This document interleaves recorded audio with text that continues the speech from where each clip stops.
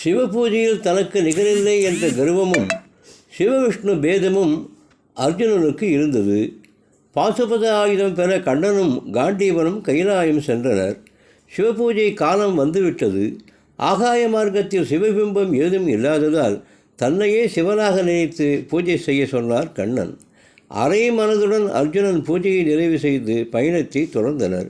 வழியில் வண்டி வண்டியாக சிவநிர்மால்யம் வந்து கொண்டிருந்தது.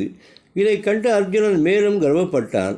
இறுதியில் இது பீமன் மானசீகமாக பூஜை செய்த நிர்மால்யம் என உணர்த்தினார் கண்ணன்.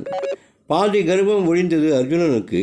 கைலையில் சிவபிரானை கண்டதும் கண்ணனுக்கு அர்ச்சித்த புஷ்பங்கள் சிவனடியில் இருந்தது. சிவனும் ஹரியும் ஒன்றே என்பதையும் உணர்ந்தான்.